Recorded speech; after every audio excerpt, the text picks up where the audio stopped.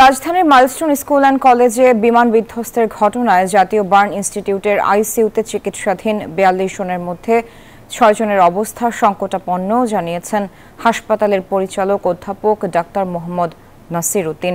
এছাড়াও সিঙ্গাপুর ও চীনের চিকিৎসক দল কাজ শুরু করেছে। অবস্থার উন্নতি হওয়ায় ১৫ জনকে পর্যায়ক্রমে হাসপাতাল থেকে ছেড়ে দেওয়া যাবে বলে জানান পরিচালক।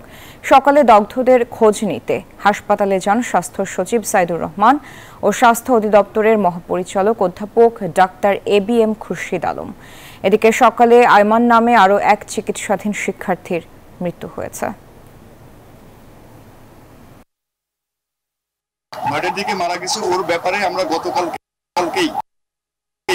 গতকালকে রাতে ওনাকে আমরা বলেছিলাম যে সিভিয়ার ক্যাটাগরিতে ছিল, কিন্তু রাতে আমরা শিফট করে ওটাকে ক্রিটিক্যাল ক্যাটাগরিতে নিয়ে এবং সাথে সাথে ভোর ৫টার দিকে ওকে আমরা ইন্টিউবেশনে দিই। প্রথমে তাকে নিয়ে যাবে যেখানে থাকতে উত্তরাতে, তারপর তারা শরীয়তপুরে নিয়ে গিয়ে এটা দাফনের ব্যবস্থা করবেন। বান্ডেল থাকলে প্রতি সেনমানিতে টাকা বাঁচবে। বিকাশ সেনমানি বান্ডেল কিনে জিতুন প্রতি লেনদেনে। এ বিষয়ে বিস্তারিত জানাতে আমাদের সঙ্গে যুক্ত হচ্ছেন সহকর্মী মাহমুদ হাসান। সর্বশেষ ব্রিফিং এবং বিদেশি চিকিৎসক দলের তৎপরতা নিয়ে আমাদের জানাবেন বিস্তারিত। নতুন কি তথ্য আছে আপনার কাছে বিষয়ে? সারা, যেমনটা আপনি জানাচ্ছিলেন যে আসলে সকালে কিন্তু একটা শিক্ষার্থীর মৃত্যু হয়েছে, আইমান নামের এক শিক্ষার্থীর মৃত্যু হয়েছে। সেই মৃত্যুর পরে এখানে চিকিৎসাধীন এখন বর্তমানে ৪১ জন, যাদের মধ্যে ৬ জনের অবস্থা আশঙ্কাজনক।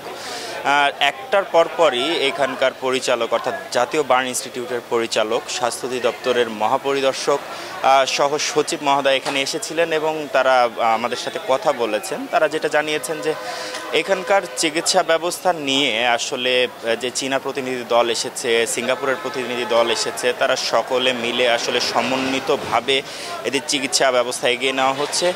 একই সাথে তারা একটা ভালো খবর দিয়েছেন যে এখন পর্যন্ত চিকিৎসাধীন ১৫ জনকে তারা খুব দ্রুতই আর কি রিকভার করার জন্য আগামীকাল থেকে রিলিজ কার্যক্রম শুরু করবেন। পর্যায়ক্রমে এই রিলিজ কার্যক্রম চলবে। আসলে শারীরিক অবস্থা বিবেচনার প্রেক্ষিতে কিন্তু এই রিলিজ কার্যক্রম পরিচালনা করা হবে বার্ন ইনস্টিটিউট থেকে। আরেকটি বিষয় জানিয়ে রাখি, এইখানে এখন পর্যন্ত মৃতের সংখ্যা দাঁড়ালো এই জাতীয় বার্ন ইনস্টিটিউটে ১৪ জনে। আর এইখানে চিকিৎসা ব্যবস্থায় চীনা প্রতিনিধি দল আসার পরে তারা বোর্ড মিটিং করেছেন এবং তারা চিকিৎসা ব্যবস্থা এগিয়ে নিতে বিভিন্ন রকম উদ্যোগের বিষয়ে সিদ্ধান্ত নিয়েছেন এবং সিঙ্গাপুর প্রতিনিধি দল তারা যারা রোগী আছেন তাদের সাথে দেখা করেছেন এবং তাদের অবস্থার পর্যবেক্ষণ করেছেন। তবে এখান থেকে পরিচালক মহোদয় যিনি জানালেন যে আসলে এইখানে যারা আছেন তাদের যারা ক্রিটিক্যাল সিচুয়েশানে আছেন তাদের দেশের বাইরে নেওয়ার মতো অবস্থানে আসলে নাই। তাদের অবস্থার উন্নতি এবং পরিবারের সম্মতি সাপেক্ষে আসলে পরবর্তীতে যদি নেওয়া সম্ভব হয় সেটা নেওয়া যেতে পারে। তো এই ছিল জাতীয় বার্ন ইনস্টিটিউট থেকে সর্বশেষ তথ্য। সারা।